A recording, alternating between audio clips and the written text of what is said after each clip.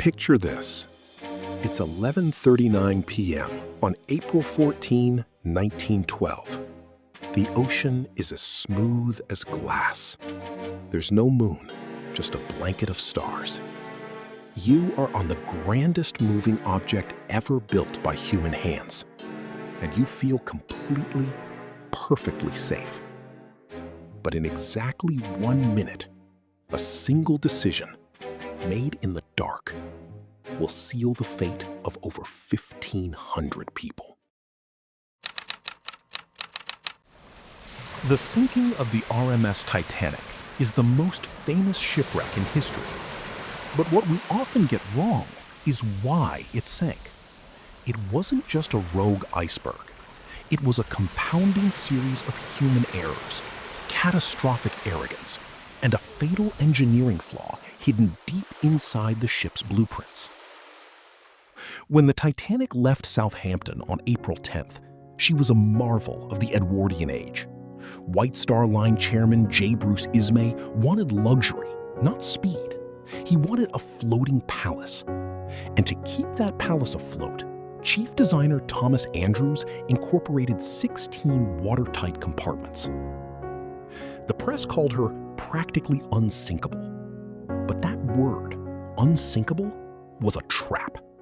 It created a dangerous overconfidence that infected everyone from the captain to the radio operators.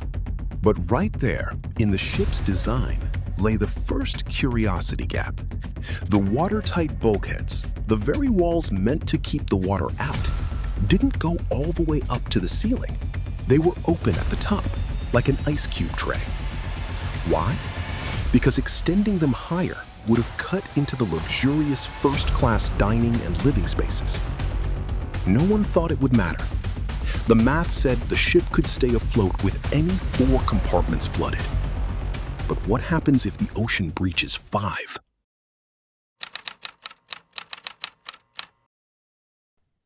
By Sunday, April 14th, the Titanic was entering the North Atlantic ice field. Captain Edward Smith was a seasoned veteran on his final voyage before retirement. He knew ice was out there. In fact, throughout the day, the Titanic received no less than 6 warnings from other ships about large concentrations of ice ahead. So, why didn't they slow down? In 1912, it was standard practice to maintain speed in clear weather until ice was actually spotted. They believed they could simply steer around it. It was a deadly reliance on human eyesight. Down in the Marconi wireless room, operators Jack Phillips and Harold Bride were overwhelmed. They weren't technically part of the crew. They worked for the Marconi Company, and their main job was sending expensive personal telegrams for wealthy passengers. At 9:40 p.m., a ship called the Masaba sent a crucial warning. Heavy pack ice and large icebergs lay directly in the Titanic's path. But Phillips was backed up with passenger messages. He put the Masaba warning under a paperweight. It never made it to the bridge.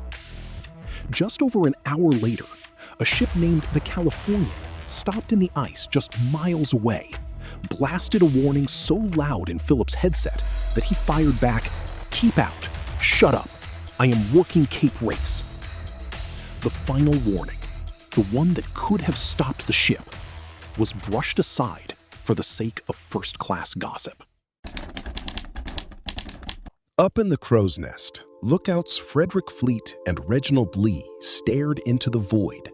It was unusually cold, dropping to freezing, and they were missing something vital.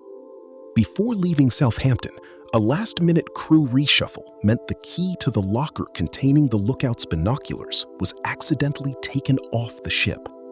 Fleet and Lee had to rely strictly on their naked eyes. But even with binoculars, this night was a perfect trap.